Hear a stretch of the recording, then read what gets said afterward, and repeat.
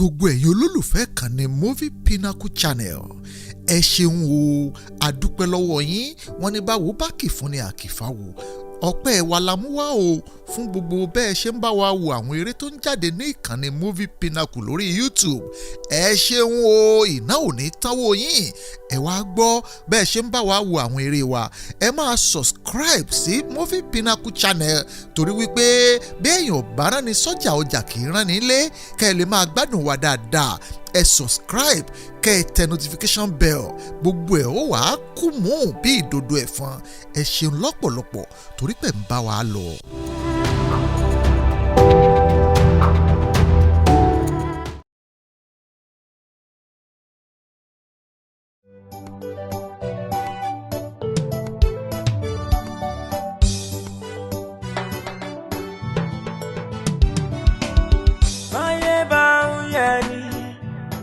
Ara mi kàyé tuntun òǹgé torí kò ní ẹni ọ̀hún kílẹ̀ ò máa ṣó ojú bá fara balẹ̀ dáadáa àrímú kéré àìgbá bí àgbàgbé gbà ó là ń fi gbáyé pẹ́ àìgbá bí àgbàgbé gbà ó lọ́pọ̀ ò fi gbáyé pẹ́ àṣírí láyé òkùnkùn láyé o àṣírí lọ́rọ̀ yìí o tí ò yẹ nìkan kan bí ò yẹ nìkan àṣírí láyé o àwọn táyẹyẹ ò tó nǹkan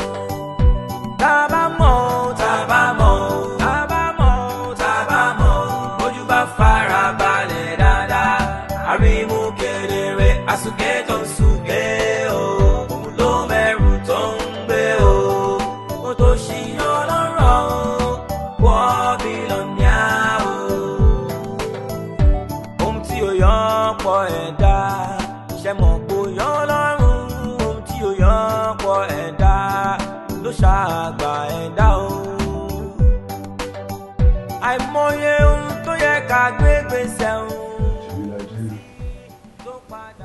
Ìyá Odunlade. Mo ń dá yín lò. Ìwọ ni mo ń bá wí. Mo lè fẹ́ kó tẹ́tí kó gbọ́n tí mo bá ń gbé sọ. Tó ti yẹ. Tí orí Odunlade kò dá bó ṣe ń ronú nínú ilé. Tó ti yẹ ń sìn. Tá a bá dẹ̀ ń wo ọmọràn tí ìrònú bá ti ń ṣe ọmọ. Gbogbo ìwé tó yẹ kó kà gan. Ibi ìrònú tí ń rò yẹn nìkan yóò máa wà. Tó ti yẹ nísìnyí. Bòbí léèrè kí ló ṣe ẹ́ pẹ́pẹ́ fúru o olùmọ̀ gbé nọ́mbà 1 tẹ́lẹ̀ ọmọ kan ti gbé wà mọ́ lọ́wọ́ òwò àṣetù kò lè méní. Ó ṣàlàyé fún yín báwọn. Bẹ́ẹ̀ ni mo sọ fún ẹ èmi wá fẹ́ kó lọ sí ọ̀dọ̀ tíṣà. Tèmi ò lọ yọjú sí tíṣà. Nígbà tó mo ti ṣàlàyé fún yín pé tíṣà kan o ń gbèsè yín ọmọ kan ju òun lọ kẹ́mi ò tó wá lọ yọjú sí tíṣà tó ti gbà bọ́dẹ̀. Tíṣà tó ṣe pé ṣe rí. Ẹ dákun ọmọ tó wà ń pò kínní o só lórí méjì ni ṣé ẹ̀yin ò rò pé inú kó ṣe pé àwọn òbí ọmọ òun àti tíṣà ti jọ lẹ̀dí àpò pọ̀ tàbí káwọn òbí ọmọ òun kí wọ́n ti níbi kan tí wọ́n fara pamọ́ sí wọ́n ń ṣoògùn sí. ìyẹn mà ṣoògùn pé kọ́ mọ̀ wọn lè bá àmọ́ gbé nọ́mbà 1 tọrọ ọ̀rọ̀ rí òye mi báyìí àmọ́ wíru mo fẹ́ kó lọ sọ́dọ̀ rẹ̀. Èmi ò níbi tèmi ń lọ. Kó ṣàlàyé fún un pé kí ló ń ṣẹlẹ̀ sí ọmọ yìí ṣé kò mọ̀wé mọ́ ni àbí kò mọ ka ìwé rẹ̀ dáadáa. Ẹ dákun ṣé brain ọmọ tèmi sí ọ̀sáàpù tẹ́lẹ̀ ṣé ọmọ ṣé kèsè lẹ́sìnì tẹ́lẹ̀ sọmọ mi èjì lóru kàwé níjọ́ lẹ wọnú ilé ìtẹ́ ìbọmọ mi lórí ibi títí ń kàwé. Oògùn wọn ti mú ẹ̀yìn náà ọ̀dà tí mọ́dọ̀ títí sábà fọwọ́ mi láyà ńkọ́. Ṣé bẹ́ẹ̀ làyà rẹ fẹ́ tó ni bẹ́ẹ̀ làyà rẹ fẹ́ tó ni àbí ẹ sọ fún ọpẹ tíṣà bàbá ti rọ òbí ọmọ ní mọ náà mú lọ́rùn etí bá ń bẹ lẹ́nu ẹ̀ ní kí wọ́n náà lọ sí sọgbọ́. Tó o bá wa ti gbà sí mi lẹ́nu Adùkẹ́ máa bẹ jà.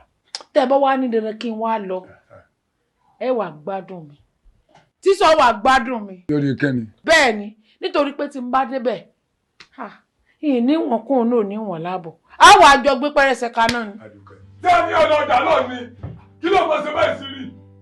Gbogbo tó bá ti sọ fún ẹ tó bá ti dé ní kò wá explain fún mi.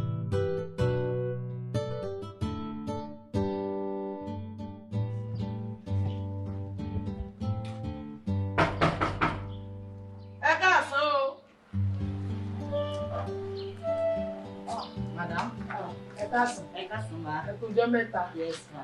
Ẹ pẹ̀lẹ́ ẹ kú àfọmọnìyàn ṣe. Bẹ́ẹ̀ni ma. Báwo ni ọmọ mi kọ? Ẹ wo ọmọ yóò tẹ̀lé mi. Ẹ wo ọ̀rọ̀ ọmọ yìí náà mo bá wà o. Ó ti tó bí ijọ́ mẹ́ta kan tí mo ti ṣàkíyèsí nǹkan kan ń pa yín àti sùkúù yín. Bẹ́ẹ̀ni mo rí pé ẹ máa ń ṣe ojúṣàájú láàrin àwọn ọmọ. Ojúṣàájú báwo madam? À ń ṣojúṣàájú àti gbòjò finance school wa. Iṣẹ́ ìwà ṣojúṣàájú lọmọ tèmi ń gbé pò kejì. Ẹ dákun ọmọ tó ṣe pò kínní sólórí méjì. Madam. Àbí bọ́mọ mi ṣe ń jí lóru tí ń kàwé tó tí ó rẹ́ pé kèé ṣeré gan tipátipá ní fún ráyè àti jẹun níwà ń gbé pò kejì. Madam, nǹkan tó ọmọ bá gbà ńlá máa ń fún wọn. Ẹ mọ̀ bóyá ọmọ yẹn náà ń jí lóru nílé tiwọn. So a kì í gbé òjò fún àìná. Nǹkan tó ọmọ yín gbà gẹ́lẹ́ ńlá ń fún. Àdé ọmọ yín yẹn ó ní owú lára. Ọmọ mi lówú lára. Ó lówú lára. Ẹ dákun ṣé ẹ̀ṣẹ̀ ni kéèyàn jowú nǹkan rẹ̀? Ṣẹ̀ṣẹ̀ ni. Ẹ̀ṣẹ̀ kọ́ o, ṣùgbọ́n ẹ kọ́ṣẹ́ ọmọ yín kó máa jowú ẹnì kejì rẹ̀. Nǹkan tí ọba gbà la máa ń fún wọn. A dẹ̀ kì í gbé òjò fún àìná. Ṣé ti gbọ́ mà? Ọ̀rọ̀ yín ti yé mi. Ṣé ẹ rí ọmọ mi náà sọ o? Ó ní sùkúù náà bó ń bá sọ̀rọ̀ báyìí ó lẹ́yìn ọmọ ńlẹ̀ mọ́ wà. Ní tí ó ṣẹlẹ̀ ni pé ó lè jẹ́ pé àwọn ọ̀yọ́ ọmọ wọn ti rà yín wọ́n máa ń ra fún yín lówó tàbí kó ṣe pé inú ẹgbẹ́ kan náà lẹ́jọ́ wà. Ní tí ó wà ayé yín rèé. Iṣẹ́ rírú tí nǹkan bá ń ṣẹlẹ̀ báwọn ó lè jẹ́ pé ìyá ọmọ tí ń ṣe pò kínní wọ́n lè ti tẹ́ǹdì àwọn lè ní bàbá ń gbẹ́jọ́. Ẹ̀yin náà lọ sẹ́ẹ̀tà ṣebí lórí ọmọ yín ni. Èmi kọ́ gbogbo ǹtọ́ ọlọ́run bábò mi àṣàlà tún ní máa fi ṣe èmi èso ògùn. Ẹ̀yin náà máa ṣàdúrà fọmọ yín tọmọ yín bá gbapò kínní a máa gbé fún. Àmọ́ ń gbà tó bá yẹ pé mi tẹ́ fẹ́ sọ sínú ọ̀rọ̀ yín ti wá yé mi báyìí nìsín mo ti wá rí i pé àtẹ̀yìn àti sùkúù yín ẹ ti dìmọ̀ pọ̀ báyìí pẹ̀lú ìyá ọmọ. Bẹ́ẹ̀ bá ti ẹ̀gbá ẹ̀ bá mi ń bẹ̀ ẹ wò ó mo bá yín dè mọ́ kí ni mo sọ àtẹ̀yìn àti sùkúù yín mo bá yín dè mọ́ ẹ gbádùn mi tó èmi ni mo sọ bẹ́ẹ̀ sẹ́ni gbogbo ibi tí ìyá ọmọ alákọ̀ọ́kọ́ tó rìn dé tọmọ rẹ fi ń gba kò kíní ìrìn jù bẹ́ẹ̀ lọ ẹ gbádùn mi bẹ́ẹ̀ ni. Ẹ pẹ̀lẹ́ o. Ó lọ́sà lẹ́bà ẹ̀. Ṣe sùúrù jẹ́ kí ta ló wà lára ọ̀dọ́ ẹ gbà ṣáàṣì sùúrù dúró jẹ́ kí n rọra jẹ ìwé lè náà jẹ ìwé lè náà rọra. ẹdúró ẹ má fà bẹ́ẹ̀ ẹni sùúrù ẹ tì kí ló wẹ́wẹ́wẹ́ just chill oya rọra máa gbé díẹ̀ oya gbẹ́lì sókè sorry oya ẹja jọ gbé ó ti yọ ẹ ṣe sorry sir you are stressed sorry right.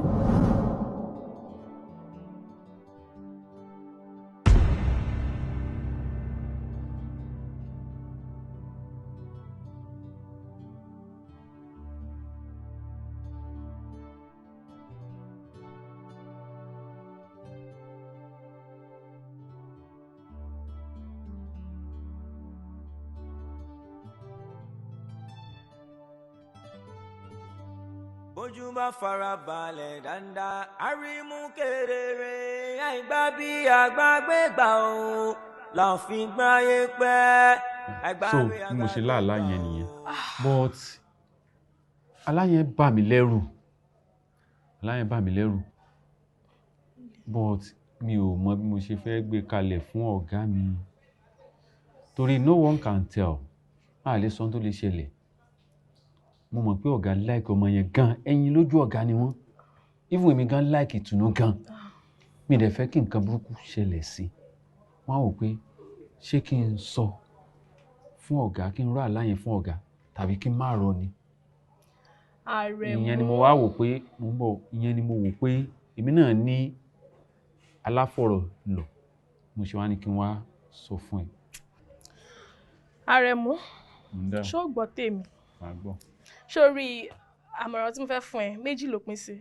Sórí number 1 ọ̀gá ẹ̀ máa rí ẹ bíi Joseph Alala tó ń sùn tó jẹ́ wípé àsìkò ìgbà tó yẹ kó máa bá wọn ṣiṣẹ́ kó máa ṣọ́ wọn ni wọ́n ń sùn ló tún wá ní gut àti lọ rọ àlá yẹn fún wọn. Wọ́n á rí ẹ bí ẹni tí ò gbájúmọ́ṣẹ́ tó ń sùn. Ṣó wá rí ẹlẹ́kejì ni pé ó láwọn ọ̀gá ẹ̀ láìkọ́ ọmọ yẹn. Ọlọ́run má yẹ ká rí láburú. Àmín. Nǹkan burúkú ò ní ṣẹlẹ̀ sí. Àmín. Àmọ́ nǹkan tó máa ṣẹlẹ̀, Ọlọ́run má yẹ kí nǹkan burúkú ṣẹlẹ̀ sí bí mo ṣe sọ. Tó bá lọ sọrú àlàbẹ́ yẹn fún wọn, tí nǹkan mi bá ṣẹlẹ̀ sí. Ṣé o rí nǹkan tí màá ní sọ ni pé Ọlọ́run ṣáà máa kọ́ ẹ mọ́ṣẹ́. Ọlọ́run á kọ́ ẹ mọ́ṣẹ́. So nǹkan tó náà bá rò ń pẹ́ torí advice tèmi fún ẹ nìyẹn. Tó bá ní kó o sọ fún wọn, á dàbí pé kinní. Kò sí problem. God will take control. Báwo ni mi dáa láti ń lọ ṣe fàájì? Ṣé wo kí ni? Let's go. All right. Orí ẹ̀ tí ò pé yóò pé. Sorry, madam.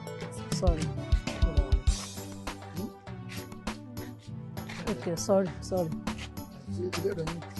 Okay, sorry. Mr. Remu. Who is that? Mr. Remu, come open the door. I'm the one. Itunu? Sorry. Yes, sir. Sorry. Itunu? What happened? Come on. Ṣé kò sí kí ló dé tẹ́ hold here? Ó strong ni o. Ó strong. Then. Itunu? Adé ti kọ́ ọmọ mi. Sam, I don't know, but I'm weak. You are weak? Yes. Sorry, my dear. Pẹ̀lẹ́. Ṣé ẹ ti pe mọ́mí ẹ̀? A ti kọ́ ọmọ mi ẹ̀. Kí ni wọ́n sọ? Nọ́mbà wọn ò lọ rárá. Nọ́mbà wọn ò lọ? Nọ́mbà wọn wo lẹ pè? Ẹyọ kan tó wà lọ́wọ́ náà la kọ́. Ẹ jẹ́ kí n pe the other one. Ó possible kí the other one yẹn lọ. Sorry, my dear. Pẹ̀lẹ́. Báwo lẹ̀yin ṣe jẹ́ sà? Àwọn ni driver school wa. Bẹ́ẹ̀ ni, èmi ni mo ń wá wọn. Okay.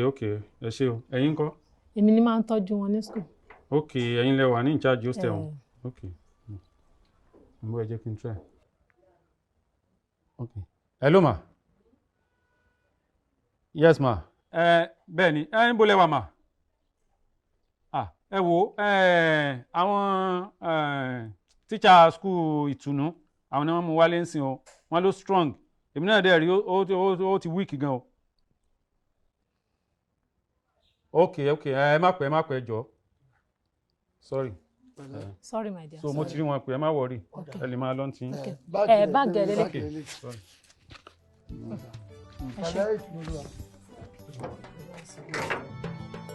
Ẹ ṣé gan. Yes, bye.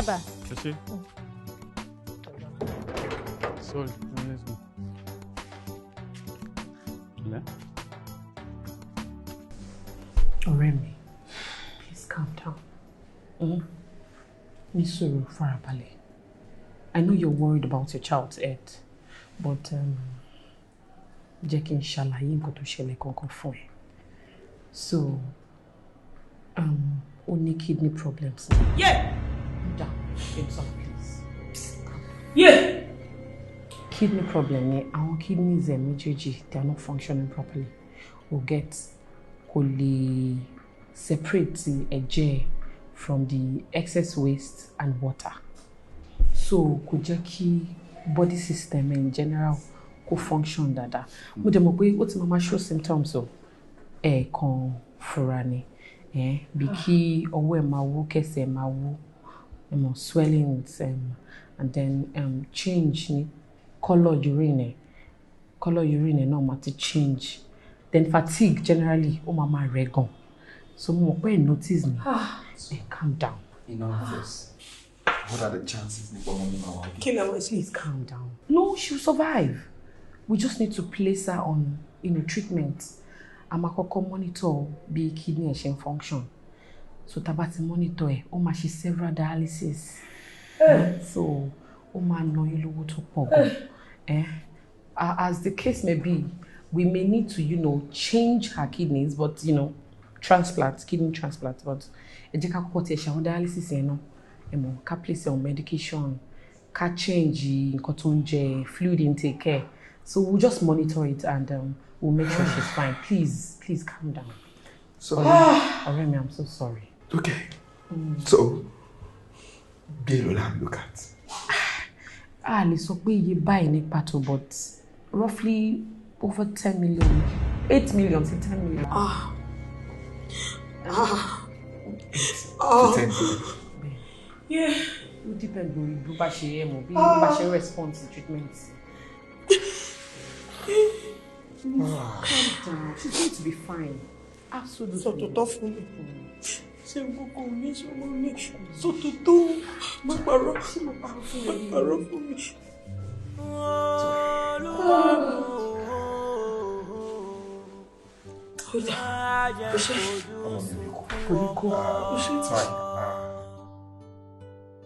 Áńgẹ́lì ewé o, màmá jẹ́ ń fojú sunkún o. Ṣé ká wáyé má bímọ kó wá sàn ju àwálé ayé bímọ rí àmọ́ àgbà ò jẹ́ kọ́mọ mi ráyé gbé. Mo bímọ kọ́mọ mi lè dàgbà lójú ẹ̀mí mi. Àìsàn ṣe kẹ̀rẹ̀kẹ̀rẹ̀ ó fẹ́ mú ọmọ mi lọ sọ́run àpàpàǹdodo. Iye owó kò ṣọ̀rẹ́ mi. Ẹ̀yìn bò mo ti wá fẹ́ là mo ti fẹ́ rówó. Báwo lẹ̀mí ọmọ mi ò ṣe ní já? Bẹ́ẹ̀ wọ́n sì ní ọmọ tá a bá tọ́ nílé eré kì í jalè. As the chief account officer, tí n bá gbé owó torí àti gba ọmọ mi lọ́wọ́ ikú àìtọ́jọ́, àbáyé máa bá mi wí. Máa bá mi wí. Mi ò lè jalè, irọ́ mi ò jáde rí, adániwáyé ṣàánú mi. Help me. I don't want to be a failed father.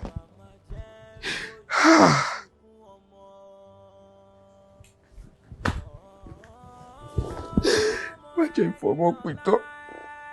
Má jẹ́ ìpìtọ́ pé mo wáyé bímọ rí. Where do I turn to?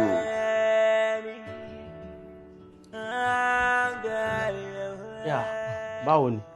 Ṣé wà? Fight mo ní kò gbó alẹ̀ kankan.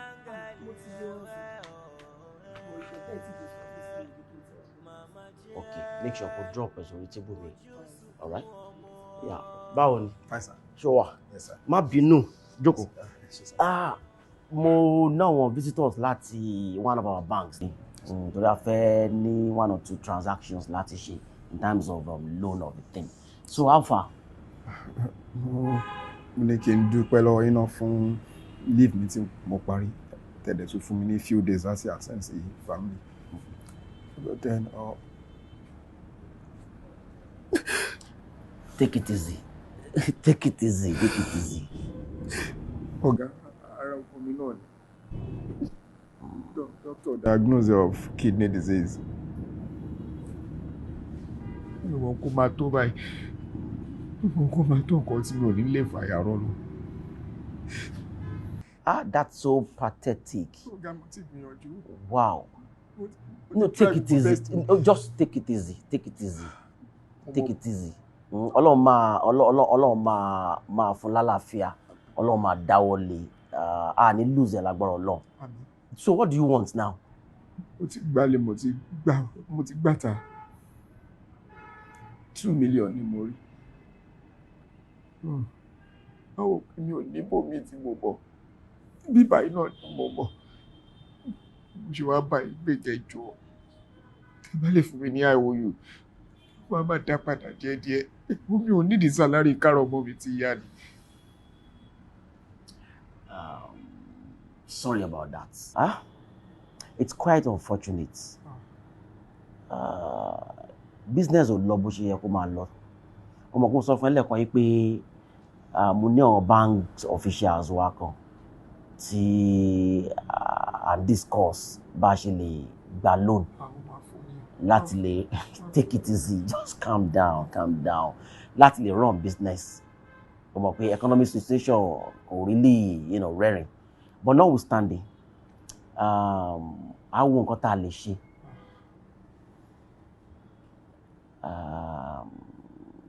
I try láti raise 2 million naira. That's a lot, sir. Just calm down. Calm down. That 2 million naira, nǹkan tó máa ṣe ni pé wàá try láti ti rí àwọn ọ̀rẹ́ relatives, you understand, kan tó lè support ẹ. Ọ̀rọ̀ ọmọ là ń sọ yìí, but make sure pé you take care of your own health as well, because tí o bá ń ṣe bó ṣe ń ṣe yìí, tí health ẹ bá lọ ní issue, ta ló máa take care ọmọ yẹn? So try to pick yourself up and make sure you take care of your health. Ọlọ́run ní gbà lọ́wọ́ wa. So màá sọ fún secretary, Korea accountant láti lè bẹ̀ raise IOU yẹn. Ṣé you get it? Ọlọ́run máa dáwọ́lé. So just take it easy. I will see you. All right. Ẹ má ké mọ́, ẹ má ké mọ́. Ẹ take it easy. Ọlọ́run á gba gbogbo. Ó ṣe gan. Jọ mo send the file kan sí mail ẹ. Bá mi try ko print ẹ ko. No more. Okay. Just help me treat it. Ó ga o. Ọmọkùnrin ló ń ké báyìí tó mi ń dà lójú ẹ̀ báyìí.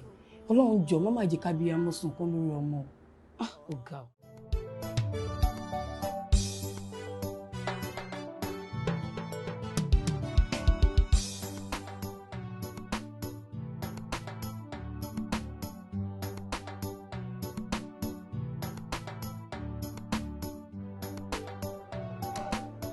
Barnabas. Ó yá náà. Ẹ̀wọ̀n ẹ̀gbọ́n kò lè yé yín. Ṣé rí ẹni tí inú ẹ̀ bá dùn lẹ́nu ẹ̀ ń ṣe sóúnjẹ? Ẹnu mi ò ṣe sóúnjẹ. Ṣé ó máa dá kọ́mọ mi máa jẹun ra lọ́sítù bẹ́ẹ̀ kémi máa jẹun tó ní? Kò possible. Barnabas má gbàgbé, àwọn olóyìnbó wọ́n sọ̀rọ̀ wọ́n kòwé. Wọ́n ní there are many ways to kill the dog. Mọ̀mọ́ than by hanging it. Yes, now. But ẹ̀gbọ́n 8 million naira lọ́ní kí n wá wá. Mo ti gbálé gbàtà, mo ti rí 4. Ibo mo fẹ́ kọjú sí ti rí 4 tó kù. Ẹ̀gbọ́n mi ò lókè mi lẹ́yìn ọ̀hún. And I cannot afford to lose my daughter. That's my only child, ẹ̀gbọ́n. Ẹ̀gbọ́n Barnabas, so mọ̀ pé orí bíbẹ́ kọ́ ni ògùn orí fífọ́. Ó yẹ kí yẹn yí ẹ̀ náà. And then tẹ́rẹ́ bá bẹ́nu ẹ nílẹ̀ tó wá dọ̀lẹ́ yín wá torí yẹn kó parẹ́. Àwọn tá a bá lè ṣe sí ni. You understand? Yes, àwọn tá a bá lè ṣe sí ni. Bọ̀ níbi tọ́rọ̀ dé dúró yìí, ọmọ tí máa ṣe. Wọ́n ló ń sọmọ bẹ́ẹ̀, Barnabas. Time today wà bá mi, ó wá lágbára, ó bá èmi gan náà time, ó bá mi gan. But síbẹ̀, Barnabas, máa fún ẹ ní 500, please. Ẹ̀gbọ́n, 500. Ó ń pé bọ̀ náà nìyẹn, ẹ ṣé gan. Tí mo rò pé wà bínú. No, that's a lot. Ní àsìkò tá ń sọ yìí, ẹ ṣé gan ẹ̀gbọ́n, ẹ ṣé. Ìwọ náà, ọmọ ṣe tó jù bẹ́ẹ̀ lọ fún mi. O kìí ṣèyàn bẹ́ẹ̀ lọ́dọ̀ mi. Ò ń sọmọ bẹ́ẹ̀ rárá. Ẹ ṣé gan ẹ̀gbọ́n. Ọlọ́run ní ká kí. Ẹ ṣé gan, mo appreciate. Ọlọ́run ní ká kí. Please, ọkàn mi ń balẹ̀ wọ̀ díẹ̀díẹ̀. Ọlọ́run á ṣe yòókù. Ọlọ́run á ṣe. Ibi tó fọkàn orí sí Ọlọ́run máa gbá nínú ìdíje fún ẹ. Sorry, ó yá ọmọ kan jọ. Ẹ ṣé gan ẹ̀gbọ́n, mo appreciate. Ẹ ṣé gan. Ó tó alẹ́ wà rọ́wọ́ mi. Àṣẹ́ǹtì. Mo dúpẹ́. Ní fi irú ẹ̀san fúnra wa. Ẹgbà ọ̀rọ̀. Ẹ ṣé gan. Lẹ́màjẹ́. Olúwa dáwọ́lé. Ẹsẹ̀ ara ẹni fún ìdíbí. Ẹsẹ̀ ara ẹ náà ló máa fi padà sílé. Jésù Olúwa wa. Àmín lórúkọ Jésù. Ẹ fọkàn balẹ̀. Ẹ ṣé gan. Ẹ fọkàn balẹ̀. Kò sí ṣòro rárá. Ẹ ṣé. Ìgbà tó ń sọ àwọn staff sọ pé ó wà lọ́sítítù, mo fi ní kí n wá bẹ̀ wò. In fact, ẹ bá mi dúpẹ́ lọ́wọ́ wọn. Ẹni pé wọ́n ṣe, mo rọ́wọ́ wọn. Kódà little contribution tó ṣe náà, it went a long way. Ẹ ṣé. I'm sure she also can't wait to join her colleagues in class. Ẹ ṣé gan. Thank you. Thank you so much, sir. Tó bá tún padà délé màá wá bẹ̀yìn. All right. Ẹ ṣé. Thank you. Ẹ ṣé, sir.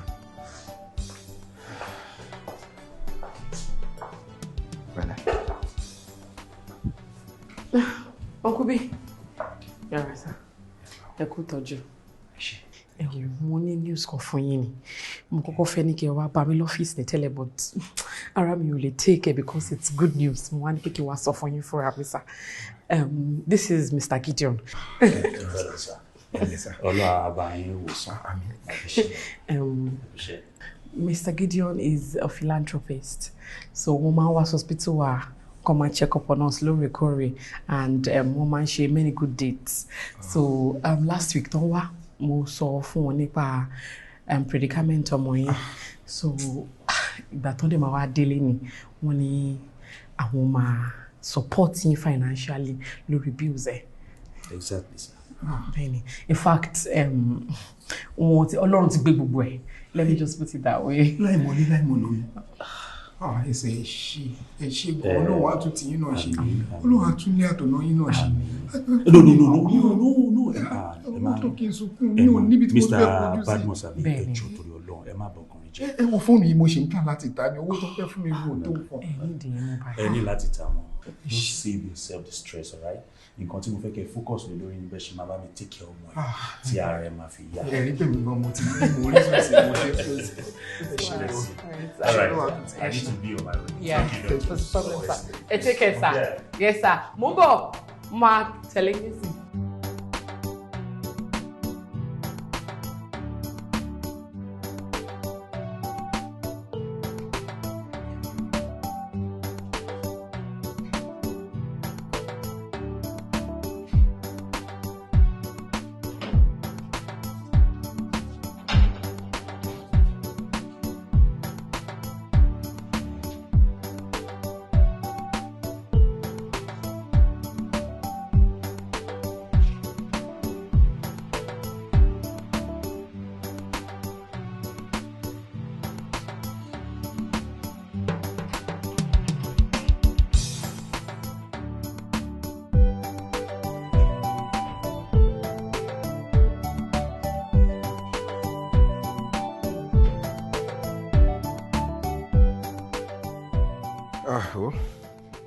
Báwọn gbogbo ẹ̀. Ẹ̀pẹ̀lẹ́ sà.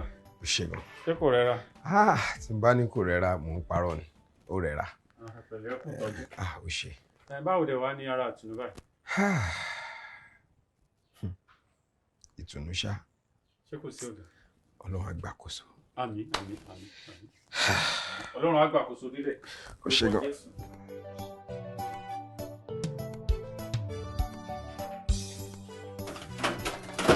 Babe. Gbémisọ́lá. Yes, there. Káàbọ̀, ó ti dé. Jókòó. Ilé ìtò rẹ̀ ara ọmọ mi ti yá nìyẹn. Something like that. Ṣorí nǹkan tó ṣẹlẹ̀ lẹ́nu yìí ó yà mí lẹ́nu. Jẹ́ ká máa gbàdúrà babe. Because ṣorí téèyàn bá dúró ti Ọlọ́run ibi téèyàn jókòó sí báyìí Ọlọ́run á kọ́ tarí olóore sí ni.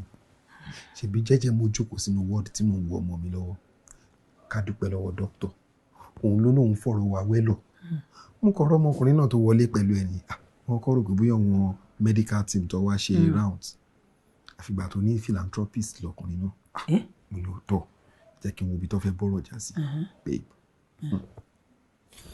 tí má ní ṣe máa lánàá sọ̀rọ̀ báyìí ó ní òun máa sort gbogbo medical bills ọmọ wa from A to Z. Really? Oh no, goodness. Mi ò lè contain excitement mi.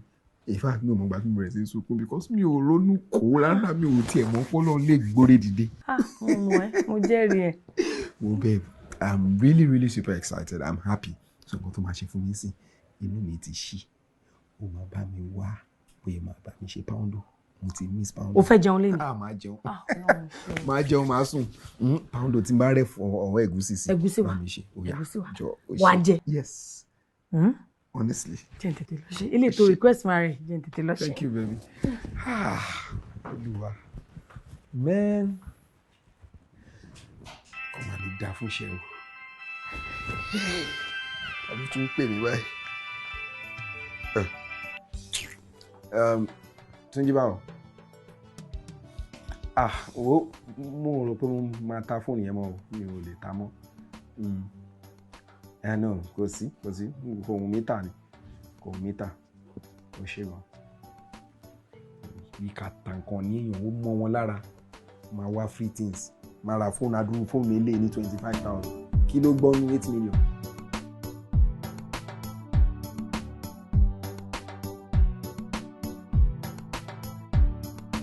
Mr. Gideon, èmi àti ìyàwó mi ní ká wá fi ẹ̀mí ìmoore o. Ẹ ṣé gan, ẹ kú àdúró tì wọ́n. A dúpẹ́. Ọlọ́run abẹ́ yín náà gbé ẹrù yín níbi tó ti wúwo. ṣe rí Ọlọ́run ló yẹ ká máa dúpẹ́ fún. Òun náà ló sọ ó ní ẹnikẹ́ni tí ó bá nípa láti ṣe ìrànlọ́wọ́ fún ó lò lẹ́ni kejì. Nígbà tí irú ọmọ yẹn ní issue tó ní tí mo dẹ̀ nírú àwọn funds yẹn tí n bá finance ẹ̀ ajẹ́pọ̀ lẹ́ni mí nìyẹn. Inú mi dẹ̀ dùn pé Ọlọ́run ti fún lálàáfíà. But then mi expect pé ó yẹ kẹ́yìn méjèèjì ti máa jáde bá ó yẹ kẹ́ máa take care ọmọ mi nílé mi. Mr. Gideon, ọmọ tẹ́ ń sọ̀rọ̀ ẹ̀gbọ́n fúnra ẹ̀ ló ń operate remote TV ń sìn.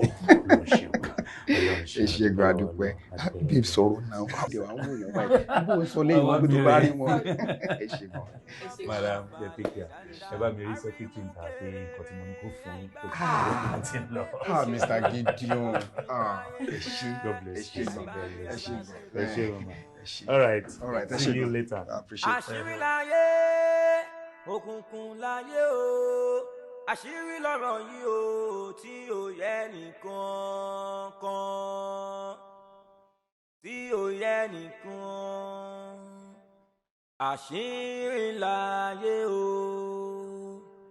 Àwọn táyéyé ò tó nǹkan.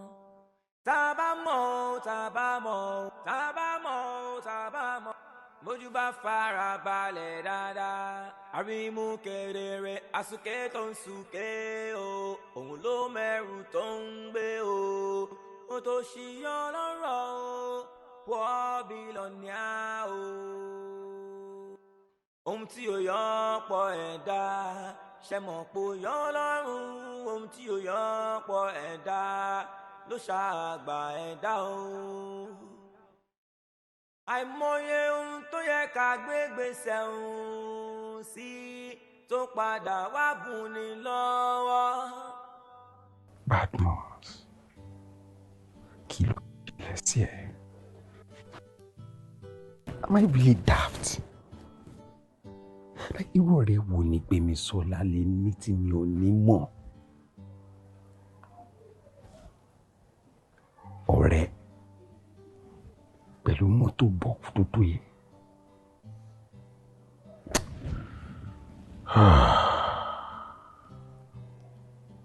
Whatever it is, I'll find out. Bójú bá fara balẹ̀ dáadáa, àrímú kedere, àìgbá bí àgbàgbé gbà ó, là fi gbáyé pẹ́, àìgbá bí àgbàgbé gbà ó. Jimoh. Hey, Ọ̀gá. So, àwọn òwe mọ́tò yẹn kò pín síbẹ̀. Okay. That's the key. Gbogbo wọn lè condemn gbogbo wọn keys road wardrobe àti every other. Okay, sir. Ó ṣe gan Jimoh. Olúwa ṣeun. Ṣe. But Ọ̀gá, báwo ni percentage ti ọ̀dọ̀ tèmi? A ti sọ Jimoh. A ti sọ báwo náà ṣe gbà? Máa send ẹsẹ̀ ṣe 100,000. 100,000 kẹ́ 200 ni. Jimoh. 200 la dé òun wa. 200 bíi ti báwo. Elógun la ta mọ́tò tó fẹ́ gba 200. Ẹ wá gbọ́, ẹ jẹ́ kí n ṣàlàyé kan fún yín. Ṣé rí from hand to hand ní iṣẹ́ mọ́tò yín? Òun ṣe mí nìkan. Àwọn tá a máa jẹ́ pọ̀. Ẹ yọ owó ẹnìkan kúrò ń bẹ̀ kó gbọ́dọ̀ jẹ́ hand to hand. Torí tí bá ti fún 200 nínú owó kò lè ṣe nǹkan tí mo fẹ́ fi ṣe mọ́. Kò ní ká nǹkan tí mo fẹ́ lò. Bọ̀ǹgàn táwa náà ń jẹ nìyẹn. Ó dáa kí ló bá dé, ẹ jẹ́ kí n máa tó bá dé. 100. 100. Ó ṣe. Ó yá, ìgbà ẹ̀ fún báyìí. Ṣọfẹ́ máa kán mi lójú ni màá send ẹ̀ bí wọn náà jẹ mí 15,000. Leakage tí mo ní ọ̀rà lọ́jọ́ sí bí ó dùn ló gbá. Ẹ má yọ 15,000 yẹn ń bẹ o. Ẹ má yọ ń bẹ o. Ó ṣe gan. Ó ṣe Jimoh. Ó ṣe gan. Yes. Ó ṣe Jimoh, ó ṣe o. Thank you.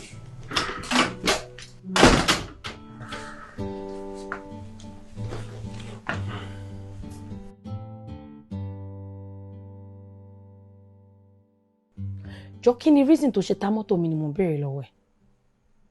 Báwo ló ṣe máa ní kí wọ́n dédé wá gbé mọ́tò mi? Ò bá mi sọ anything kó ṣe pé mọ́tò bàjẹ́. Ọkọ̀ dédé wá gbé mọ́tò kúrò náà gbà. Ó rẹ̀ sàn kọ́kọ́ fún mi náà still títí dalẹ́. Ṣé mọ́tò tí yàrá ya ẹ̀ rà? Àbẹ́ tí mo fowó ara mi rà fún ẹ. Kí ló fa gbogbo ọ̀rọ̀ tó ń sọ sí mi? Mo ta mọ́tò tí mo rà. Ok, ìgbà tó mo kó fẹ́ tà tẹ́lẹ̀, kí ló ra fún mi fún? Ẹ mọ̀ra fún ẹ torí mo wò ń pò nílò ẹ̀ nígbà ẹ̀ bọ̀ mo fi ń pò ní ìdí ẹ̀ mọ́ nísìn because mo ní láti ta láti fi san loan tí mo gbà fi treat ọmọ mi. Abúlé tó bá nídìí mọ́tò àwọn tó ń gbé ẹ kiri tó ń já yín lẹ́sẹ̀ ògbèjì tó ń já yín sẹ́gbẹ́ títí ẹgbẹ́ gate ẹ lọ gba mọ́tò lọ́wọ́. Babe, lẹ́nu ẹ sí mi Kí ló dé tó more ná? Jọdúró kí ló dé tó more ná? Èèyàn tó help ẹ nígbà tọ́mọ ẹ wà in need. Ló sọ fún pé mi lọ pàdé èèyàn kan lẹ́sẹ̀ ògbèjì.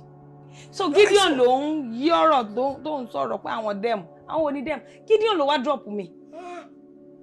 Pé mi Sọlá bẹ̀rù Ọlọ́run obìnrin ẹ mọ̀rọ̀ pa ó fẹ́ sáré yí sọ́dọ̀ Gideon lẹ́ni ẹlẹ́ni tó jẹ́ pé wọ́n ní philanthropist ni tó help wa fi treat ọmọ. Gideon ló wá drop mi. Ó ti ń pa irọ́. Well, let me tell you something. Sori bí mo ṣe wà mi ò lè kúkú òjijì nítorí obìnrin kan. Máa yan àlè ẹ. I will be fine. Alright? I am not coming any close to you because right now you feel like a public toilet. Yes. A public hole like you cannot come closer to a uniquely different man like me. Right? There.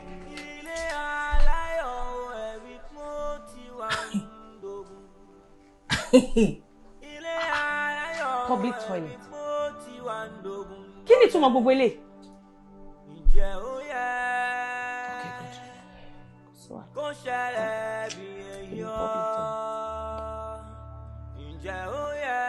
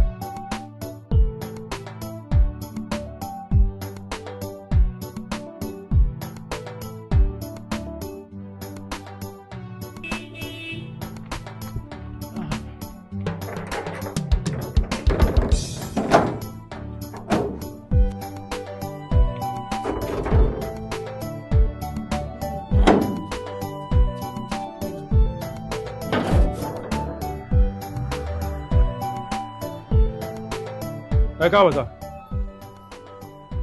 Ẹ káàbọ̀ sà. Ọ̀gá.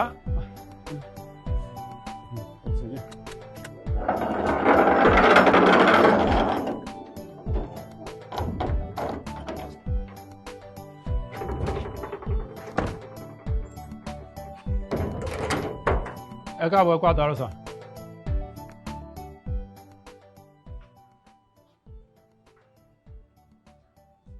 Ta ló gbé mọ́tò ìwá síbí? Ṣé mọ́tò ilé? Ẹnìkan ló fi gbé ìtùnú olúwa wá láti skul. Ó bí pé wọ́n fi mọ́tò ìgbé ọmọ mi wálé. Bẹ́ẹ̀ ni ó ní wọ́n fi gbé wá, kódà wọ́n wà nulẹ̀. Ẹni tó gbé wá wà nulẹ̀. Ṣé kò sí sà? Mr. Gideon, okay, you're already leaving. Yeah. Let me escort you. Oh, Daddy, good afternoon. How are you, sir? Yes, sir. Doing okay. Well, how's the day? Yeah, great, Mr. Gideon. I was just about leaving. Okay.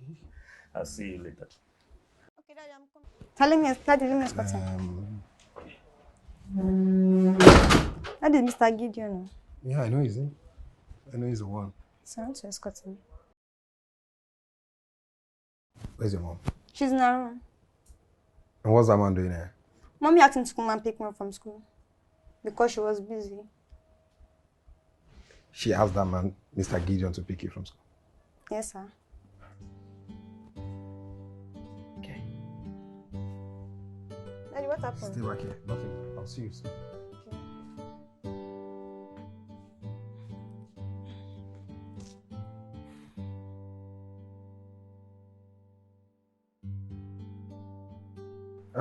Yeah. Proprietor. Yeah. Ẹ jọ̀ọ́. Ọlọ́run á tún ilé àtọ̀nà tí yín náà ṣe. Mo bẹ̀ yín ni láti wákàtí tí mo yín sọ̀rọ̀ yìí. No any other person must pick my daughter. Okay? Without my instruction. Okay. Tí èèyàn bá máa pick ẹ̀, máa ti pè ahead. Okay. Ẹ jọ̀ọ́ nítorí Ọlọ́run. For some reasons best known to me. Okay. Mi ò fún ẹnì kankan ní àǹfààní láti wá pick ọmọ mi ní school. Sorry, Derry. Sorry. Shegbo, eba mi sọ fún teachers to cook, including the security person, especially my housekeeper. Okay. Nobody else should, please. But is there anything happen? Kò sí nǹkan tó ṣẹlẹ̀. I mean, kò sí nǹkan tó ṣẹlẹ̀. Èmi kò fẹ́ kó rí bẹ́ẹ̀ ni bí mo ṣe fẹ́ ṣe nǹkan tí mo yẹ. Èmi nìkan mo ní ẹ̀tọ́ láti wá mú ọmọ mi. If there is any problem, let me know. Esa, kò sí problem. It's for personal reasons. Bí mo ṣe fẹ́ kó rí ni. Esa, bí mo ṣe fẹ́ kó rí ni yẹn. Ìwọ náà dẹ̀ ń gbọ́ bẹ́ẹ̀. Yes, sir. If any stranger comes to pick you, tell them you need to talk to your dad. Is that clear? Okay, sir. All right, ẹ ṣé. Okay. Mrs. Faripe, where is she? Sir? Please come. Yes, sir. Please listen attentively. Mo fẹ́ kẹ́ bá mi tún sọ fún again. Ẹ jọ̀ọ́, mo ti sọ fún proprietor. Mo ti drop instruction wípé kí ẹnikẹ́ni má wá mú ọmọ mi ní school. Not for any reason. Tí n bá fẹ́ kéèyàn wá bá mi mú, máa pe proprietor ahead. Mo dẹ̀ ti sọ fún wọn náà. Ẹ jọ̀ọ́, èmi nìkan mo ní ẹ̀tọ́ láti wá mú. Ẹ jọ̀ọ́, ẹ ṣé gan. No problem. I assure you. Ẹ ṣé, mo appreciate. Thank you. Ẹ ṣé gan, sir. God bless you. Thank you so much, Yeah. sir. Ẹ ṣé, Mrs. Fadipe. Thank you. All right. Come. Sure, enjoy. Mrs. Fadipe. I got you something. What? No, I Me won't tell more you. reason When you to get be into the so. car, you will find out. I don't know the reason. But mo fẹ́ kẹ́ bá mi máa kíyèsí ọmọ yẹn dáadáa. Anybody kí ni mo sọ? Anybody kò gbúdọ̀ wá pick ọmọ yẹn yàtọ̀ sí bàbá ẹ̀. Tẹ́lómi bá fẹ́ wá pick ẹ̀, wọ́n á ti pè mí. Màá dẹ́ pè yín, màá sọ fún yín. Okay? Yes, sir. Thank you. ọ̀rọ̀ yìí rújú ọ̀rọ̀ yìí rújú ọ̀rọ̀ yìí rújú ọ̀rọ̀ yìí rújú ọ̀rọ̀ yìí rújú ẹ dákun ó rújú ọ̀rọ̀ yìí rújú rújú. Gbémisọ́lá fi mú ọ̀ka orin. So òun àti Gideon fẹ́ra. Kò sẹ́ni tó lè sọ fún mi pé wọ́n fẹ́ra.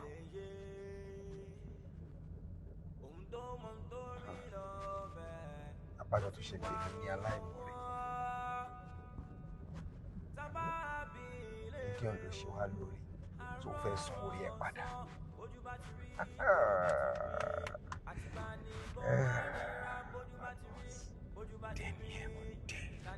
Just such a stupid. Lábẹ́ òrùlé ẹ̀ lábẹ́ imú ẹ̀ báyìí. Kọ́dé wa máa fún obìnrin tí ẹ lákàmọ́lé kọ́ á máa nẹ mọ́lé. Ó dẹ̀ rí nǹkan ṣe sí. Such a fool. How can I? Gbémisọ́lá wa gbà. Àwa gbà. Àfàyè ni ẹ lára ṣá. Ṣá. Okay.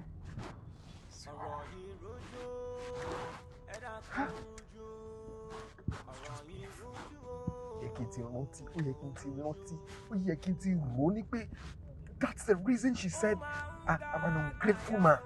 Nípa aláìmoore ni mí. Ṣebí tó lóore tí Gideon ṣe wá, òun náà ṣe fẹ́ sún lóore padà. By opening her laps. It's alright. Tí bá fàyè nìyẹn lára kò pé ní bastard. Bẹ́ẹ̀ fi kún báyìí kú gan máa sọ pé òun ò rí ẹ.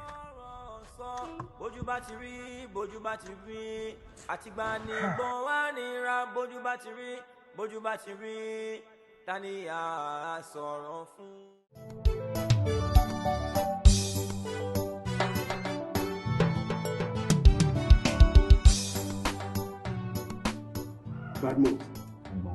Badmus.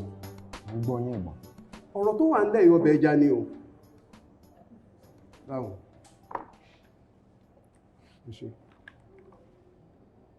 Bí mo ti ń sọ fún ẹ, ọbẹ̀ ẹja lọ̀rọ̀ tó wà nílẹ̀. Téèyàn bá rojú gbogbo ẹ̀ máa rún dànù. Ẹ̀gbọ́n tó bá dín ẹja yẹn kò lè rún. Àwọn dín ní. Tán bá dín kò lè rún. Ọ̀dà, ǹjẹ́ o mọ̀ pé ẹni tí mọ́tò pa kí náà ni yóò ṣe? Ẹni tí mọ́tò bá pa, kí ni wọ́n á fi gbé? Mọ́tò ní Badmus. Ọ̀rọ̀ obìnrin ò tó gbogbo tó ń ro yìí. Womi, kọ́lọ̀ fọ̀rún kí Alájí Sùkúrà Àyìndé Barrister. So gbọ́n ní tí wọ́n kọ. Ẹni torí ẹlẹ́ kwárí ìhùn gbọ́dọ̀ rùn. Ẹgbẹ̀rún ẹ̀lẹ̀ akọjá níbi tó bá kú sí. Wọ́n sì ṣe yẹ̀yẹ́ pálákọ̀ọ́rí wọn á tún yín mú. Obìnrin, ọlọ́mọjọ́ ta ẹ̀ òkú. Jọ́tọ̀ tẹ́ ẹ bá kú, á tún gbálẹ̀ wá sínú ilé ẹ̀. obìnrin ò tó ogun tó ń fa yìí obìnrin lọ́ọ́ máa pé kí ló fẹ́ kẹ́mi sọ fún ẹ gbogbo àwọn ọmọ sọ pé wáì tí wò ké sí kó ti bí igi ọ̀pọ̀tọ́ kó fi kọ́gbọ́n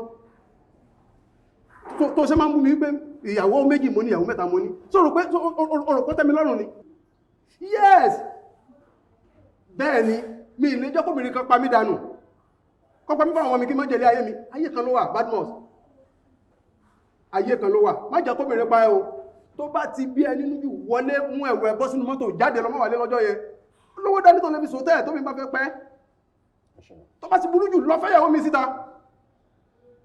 ẹjẹ́ bẹ́ẹ̀ wo tọ́tẹ́ bá kú obìnrin tó ń wò yẹn inú ilé ẹ̀ làwọn àlẹ́ wa máa bà kọ́lọ́ má pa ẹ báyìí ó tọ́ fẹ́ mú sọ fún ẹyẹ o má rọ̀ ọ̀rọ̀ obìnrin o má jẹ́ kọ́rọ̀ obìnrin wá dẹ̀ lórí pé kò ní máa tó ń ṣe o báwo ni sáré lọ sí club báyìí club bíi ti báwo ẹ̀ mọ́ ẹ wo mo nínú bí mi lọ́wọ́ ẹ̀ ń sọ̀rọ̀ club ṣe fẹ́ kí n dé club lọ dábẹ̀ rú ni any little thing can just get me angry. torí kí ni sọ̀rọ̀ obìnrin yẹn tó bá ní báyìí lọ fẹ́yàwó kejì dẹ́ yes ṣe ìgbà kí n fẹ́yàwó kejì ni tó bá ṣe pé yẹn náà jẹ́ kí n máa rí ẹ why not tó bá fẹ́ kan sí tó bá tún ṣe wà tó fẹ́ kan sí wà mú lórí mẹ́rin arókálukú àbalẹ̀ ọmọ wọn lókùn tí wọ́n máa lé wọ́n á túwọ́ lọ́rùn ẹ lásán lọ́rọ̀ pé mo ní mẹ́ta ni this guy is not taking tó fẹ́ kan sí wọ́n kálukú á máa lé ọmọ ẹ̀ káàkiri ni wọ́n wá fi ẹlẹ́ ìwájẹ́ kọ́ máa ṣe wà lára kọ́ máa gbádùn ilé ayé káàkiri ní tiẹ̀ obìnrin wọn ọ̀sẹ̀ jókòó tí o àlelọ báyìí ojú òní tiẹ̀ ó ṣe ń sọ̀rọ̀ ọmọ ìdá ìlú lówó ẹ̀jọ́. ẹ wo olórí ẹbí kíkún òjò lẹ́gbọ́ ẹ ti ń domi agbada nù ṣé tí gbọ́rọ̀ lẹ́nu tèmi ni ẹ ti ń take side. Badmus gbóná ọwọ́ ọ̀tá nìwọ́ ti bá rú pálapàla yìí tó ń ṣe ṣé ìyàwó ẹ̀ wá bí ìlànà ni àbọ̀ wá bí ìjẹta tó ti wá ń fẹjọ́ sùn gbogbo lẹ́ẹ̀kejì ní gbogbo gbà ṣé máa wá rí ọ̀mí tẹ́lẹ̀ tí ọ̀bà sí ẹ̀sẹ̀ amadede sẹ́ni ọwọ́ ọ̀tá nìwọ́ ti bá rú pálapàla. ọwọ́ ọ̀tá làwa náà ti bá pálapàla nínú ẹbí wa pé kóbìnrin máa yàlè àbẹ́ ti gbọ́ nínú ìtàn rí pé ẹnìkan lé mágùn fóbìnrin kankan rí nínú ẹbí wa ṣé kò ń ṣobìnrin tó bá ń yàlè lọ ń lé mágùn fún ni ó ṣe wájú òun ló ra wọlé ṣìnà ní ṣíṣe gangan. ṣìnà bó o nígbò lọ ra wọlé ṣìnà ọwọ́ ọ̀tá ló ti bá. bí nǹkan tó yẹ kẹ́ bèrè lọ́wọ́ mi gangan nìyẹn and take sides ṣé ìgbàkọ̀ dédé máa gbóni láì ṣájà gbòòrò ó ṣàní ohun tí mo rí. nídà ọ̀dà wọ́n ní ẹ̀là lọ̀rọ̀ tá a bá là kí ìyé yàn kí ló ṣẹlẹ̀ gan kí ni tó rí. mo rí ìyàwó mi nínú ọkọ̀ bọ̀gìnì kan níbi tó ti ń yan àlè tẹ́ ẹ bá rí bí wọ́n ṣe ń fẹnu kóra wọn mọ̀ pé mo rí àwọn o mo rí wọn o tẹ́ ẹ bá rí ọkùnrin bó ṣe ń fọwọ́ gbé ọmú ìyàwó mi jó mo wá dúró mo délé mo ṣe bí ẹni tí ó mọ̀ torí ọmọ tó tán léere ni mí yóò san kankan àmọ́ ìyàwó mi tún wá lórí láyà ó tún wá gbé àlè yìí wá sí ilé kò gbé wálé lásán olórí ẹbí ó ní kí àlè lọ gbé ọmọ tèmi ní sùkúl kò gbé wálé láì kú mi ṣe wọ́n ní láìpẹ́ ìkiri ẹnìkan fáwọn ẹ̀ṣẹ̀ gbẹ̀dúdú ni kò ṣeé ṣe. ìyàwó mi ò lè pè mí pé Badmus o ní àlọ́gbọ́mọ mi ní skul o ó wá ní ká lè gbé wá sí ilé kò mọ̀ pé mo ní nǹkan tó wọ́n ṣe nulẹ̀ o. wá gbọ́ sùúrù lọ wá gbà sórí tọ́rọ̀ bá ti wá rí báyìí pẹ̀lẹ́kùtù lèèyàn fi pàmùkúrú pẹ̀lẹ́ sórí ó ṣe sùúrù ni o sórí ọ̀rọ̀ tó sọ yìí ó tóbi bó ṣe á tóbi tó kì í ṣe pọ́ bẹ́ẹ̀ náà láàfin bù ú àfi ká fẹnu sọ wá ṣe sùúrù èmi ọmọ ìpẹ́rù ń tó ṣe ní ẹjọ́ ọ̀bẹ̀rí tó rò fún mi hùn wá fèmí àti ẹlẹ́ ó rí ní tí ń ṣe fún ẹ wá ṣe sùúrù só ti gbọ́ sórí téèyàn bá ní béjò ṣe gùn tó lóun ó sì dáná rẹ̀ èyí ó sùn lé náà ọ̀rọ̀ àwọn obìnrin gbogbo wa tó sì ń wò ní máa mọ̀ lọ́rọ̀ wọn báwa náà bá ní sùúrù ni kò ní sóbìnrin lọ́ọ̀dẹ̀ wa mọ́ bí ẹ ṣe é ṣe nu ṣùgbọ́n ẹ̀yin wà bá ọ̀dà sí só ti gbọ́ ṣe sùúrù má bínú ẹ̀sọ́ rí lóye. ẹ má kí mi bẹ́ẹ̀ bá tún gan. ìkọ́ ló máa fọwọ́ mú bóyá kó fọwọ́ mú àlè kémi tẹ́ máa lọ́lọ́ tèmi pẹ̀lú ọmọ mi tó tẹ́ni kó bá rò kó máa gbé ọmọ tèmi fún àlè kò lè ṣeé ṣe o. kò lè ṣeé ṣe o. èmi kò ní gbà. mo ti gbọ́ ọmọ àlè lórí ìbínú tí ò kì í bí. bẹ́ẹ̀ni sọmọ pé Yorùbá tó sọ bẹ́ẹ̀ náà ni wọ́n ti sọ wípé ọmọ àlè yẹn náà wọ́n tán bẹ́ẹ̀ tí ì gbà etí bá wà bọ̀ sọ wà gbọ́ ọmọ pé ń lè sí ọ lọ́nà sórí ibi tó dé dúró yìí ń gbé gbèsè lórí ẹ ẹyẹ lé ní tàn tẹ́lẹ̀ adìẹ wà á tẹ̀sẹ̀ bọ̀ sódùgbọ́ ọ̀fẹ́ kọ̀ fọwọ́ wọnú má bínú kankan má ṣe yọnu yọ máa ní gbogbo àyè bọ́ pé ní kan náà ń jọ rẹ̀ rárá.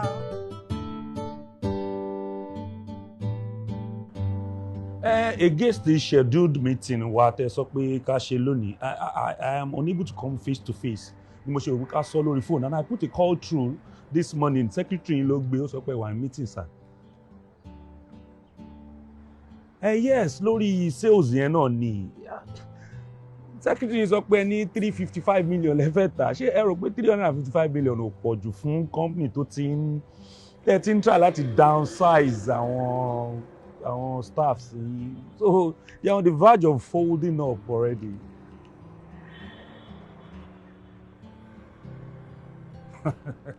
Ṣẹ̀rí ẹ jẹ́ ká jọ sọ̀rọ̀. Nàìjíríà la wà, àmọ́ bí situation of the country is. Kéèyàn tó lè resuscitate company tó ti ń downsize, iṣẹ́ ńlá ló máa ṣe o. 355 million pọ̀ o.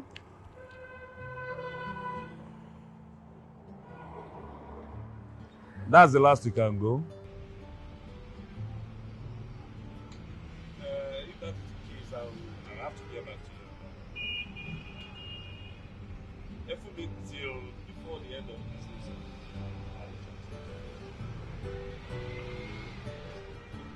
All right.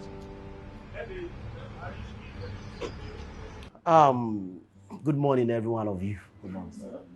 Ẹ kú iṣẹ́ takuntakun.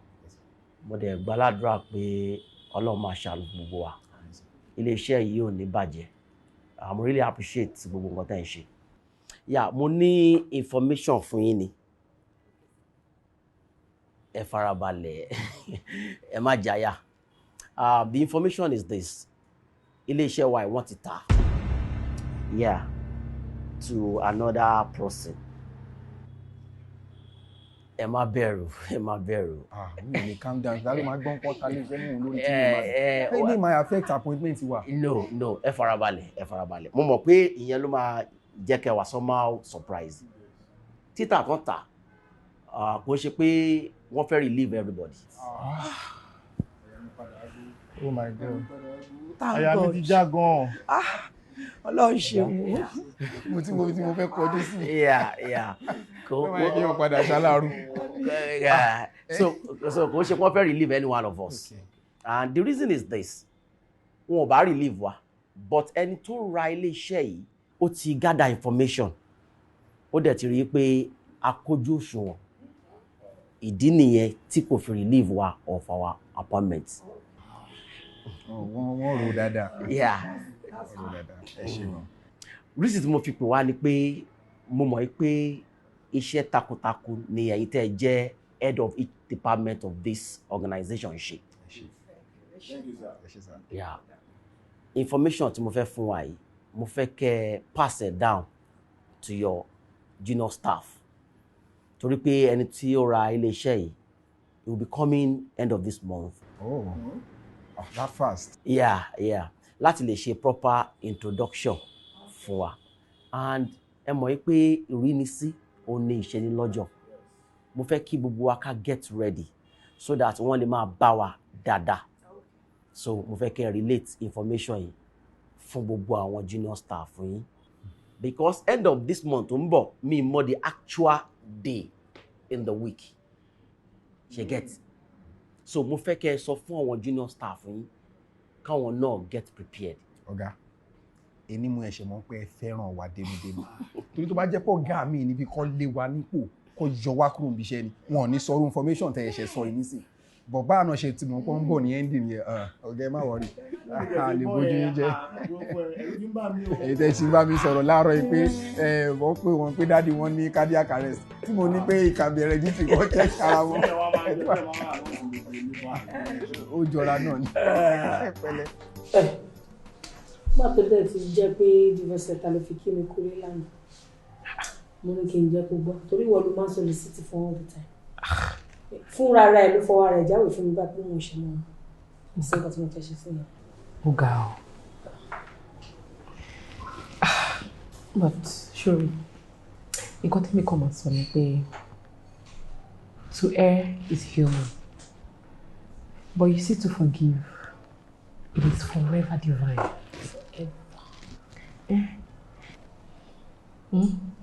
Kò dẹ̀ séèyàn náà lé ayé kò sí as long as tó bá ti jẹ́ ẹlẹ́ran ara tí kò lè ṣe mistake o. Àṣìṣe wọ́n máa sọ pé kò kàn ọgbọ́n. So whether knowingly or unknowingly, a mistake is a mistake. Ṣùgbọ́n èmi mọ̀ kí ní kan dájú. Àwọn àgbà máa ń sọ pé ìgbà pẹ̀lẹ́ ò kì í fọ́, àwo pẹ̀lẹ́ kò kì í fàyà. So I would like you to take things very easy. Jọ pẹ̀lẹ́pẹ̀lẹ́ dọwọ́ ẹ̀. Pẹ̀lẹ́ lèmi náà ṣe, àmọ́ ṣé ó sọ mọ̀ wípé pẹ̀lẹ́pẹ̀lẹ́ là á fi ń pamọ́ kúrò pẹ̀lẹ́. So tẹ́mi bá ṣe pẹ̀lẹ́ tóun bá ṣe bí ẹni tí nǹkan mú lórí, kò sí nǹkan tí mo fẹ́ ṣe sí. Just take it easy. I will. I mean, I am. But to try best me. Just calm down. Exactly. Focus up to me. That is okay. I understand.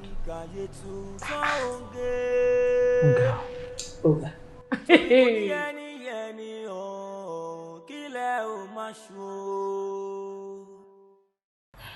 It is me. Every time bó ṣe ń ṣe ń sin mi. Ó ti wá sùn mí báyìí mi mọ nǹkan tí mo fẹ́ ṣe mọ́. Sherry, madam, gbogbo nǹkan tẹ́ sọ yé mi o, mi ní parọ́ fún yín. Bá mi man, ẹ máa ní láti ṣe sùúrù náà. Ó ṣe. Nǹkan kan tí àwọn bàbá wa jẹ́ kó yé wa ni pé kò sí manual fún relationship. Bó ṣe work fún èèyàn kan, ó lè má work fẹ́ lómi ibẹ̀. Tí n bá ní gbogbo experience tèmi náà rò pé mo ti ní tí mo rí táwọn èèyàn ń sọ kí ní kẹ́ lọ apply lọ́dọ̀ yìí, ó lè má work. So I will keep saying just be patient. Ẹ jọ̀ọ́ torí Ọlọ́run. Ṣé mo lè try kan pọ̀ jù? Sùúrù ń pọ̀ jù o. Bẹ́ẹ̀ni. Ó kàn sún mi náà. Àwọn àgbà náà ló ní èṣù téèyàn ti mọ̀ ti pẹ́. Ó bẹ́ sàjọ áńgẹ́lì téèyàn ṣẹ̀ṣẹ̀ fẹ́ mọ̀ lọ. Bẹ́ẹ̀ni. Ẹ jọ̀ọ́ torí Ọlọ́run. Sùúrù lẹ máa ṣe. Sùúrù lẹ máa ṣe. Honestly, the bad day ṣe ń bá mi sọ̀rọ̀, àwọn advice ẹ̀ máa ń work for me. And that's why I keep coming back to you.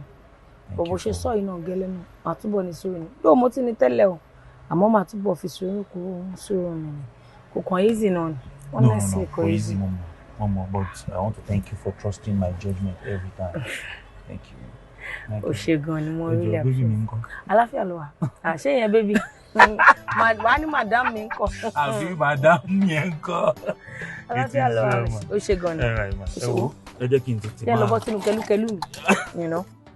Let me say this to you. Ṣorí má fi oko mi dáná, ọjọ́ kan ló máa ń pín. I have had enough of your friends. Despicable act. Because bí o lè lajú mi ilẹ̀ lábẹ́ òrùlé mi kí ìyàwó tí mo fẹ́ sílé kó máa yàn lè. No, ọ̀rọ̀ àkọ́ because I saw it. Mo gbá lọ́wọ́ owó mú báyìí ni. Uncle B, mo máa fẹ́ kẹ́ take it easy. Kẹ́ṣà tó fẹ́ gbé mi rárá lèmi àti gbé mi ti ń ṣọ̀rẹ́. Gbémisọ́lá is my childhood friend. Tí n bá dijú mi, mo mọ nǹkan tó lè ṣe. Kí n má mọ ibi tó wà, kí n má gbóhùn ẹ̀ lẹ́ni tó bá níbo ló wà, mo mọ ibi tó máa wà. Understand? Mo kọ́ ẹ̀yin ẹ̀ ló máa gbé. No, èmi ń sọ fún yín categorically, mo ń sọ fún yín with all that is in me wípé kò lè láíláí ṣerú ẹ̀ṣẹ̀. Let me ask you, how many hours do you spend with her in 24 hours? I spend the longest hours with her and I know exactly what she's capable of doing. Right? Mo léyàn yan àlè, ó tiẹ̀ ti dá báyìí. Ìdí ti dé bí ṣúṣú, ó ti dandan kí fùrọ̀ là. See, I have made my decisions. Màá fẹ́ ìyàwó mi. Yeah. Ìyàwó tí mo dẹ̀ máa fẹ́ ó máa lù pa. Ó máa fine ní gbogbo nǹkan ló máa fi rẹwà jù lọ. Because mo rí tẹ́lẹ̀ kí n tó fẹ́, mo ti fi pé tí bá ti fẹ́ it will be my last box of pé mi ò ní wòta mọ́, but mo ṣetán àti wòta báyìí o. Kò yá lọ sọ fún, mo fẹ́ kó sọ fún ni o. Ẹ wo, Uncle Badmus ẹ ní sùúrù o. Ẹ ní sùúrù ẹ kàn lè decide bẹ́ẹ̀ yẹn. No, màá decide o. Ẹ kàn lè decide, torí mo mọ̀ pé Gbémisọ́lá ò ṣe nǹkan tẹ́ ẹ accuse ẹ̀ kò ń ṣe yìí. I know it. Okay. I know it for sure pé kò ṣerú ẹ, kò ń ṣe ọmọ bẹ́ẹ̀. Ṣé ẹ bá rú ẹ̀ lọ́wọ́ ẹ̀ látijọ́ tẹ́ ti ń fẹ́ra yín ni? It's alright. Ṣorí, bad tó wà lórúkọ mi is a must now. Mo ti fẹ́ lo bad tó wà lórúkọ mi, mo fẹ́ mú lò ń sìn. Because baddie part of me is about to showcase itself. Well, nǹkan tí mo wá sọ fún mi. No, ẹni ṣé wọ́n fẹ́ máa lọ ni? Mo fẹ́ máa lọ ni ẹ̀. Kí la tún fẹ́ máa sọ? No, Uncle Badmus ẹ̀ dẹ̀ ní sùúrù.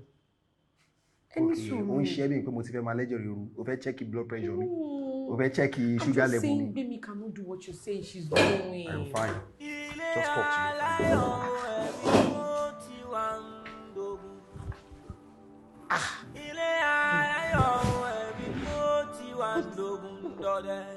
Ló ṣàgbà ẹ̀dá o.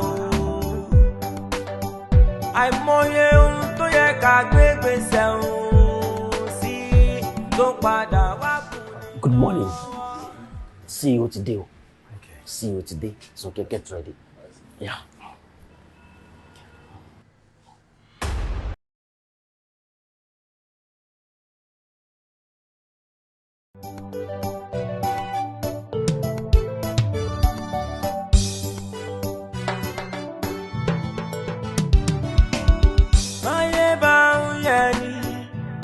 Ara mi kàyé tuntun òǹgé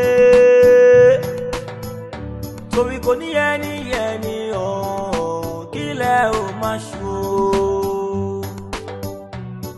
bójú bá fara balẹ̀ dáadáa àrímú kedere àìgbá bí àgbàgbé gbà ó làwọn fi gbáyé pẹ́ àìgbá bí àgbàgbé gbà ó lọ́pọ̀ ò fi gbáyé pẹ́ àṣírí láyé òkùnkùn láyé o àṣírí lọ́rọ̀ yìí o tí ò yẹ nìkan kan bí ò yẹ nìkan àṣírí láyé o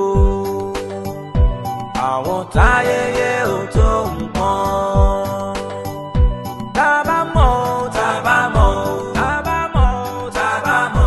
ojú bá fara balẹ̀ dáadáa àrímú kedere àsùké tó ń súké o òun ló mẹ́rù tó ń gbé o ó tó ṣì ọlọ́rọ̀ wọ́ bílọ̀nìá o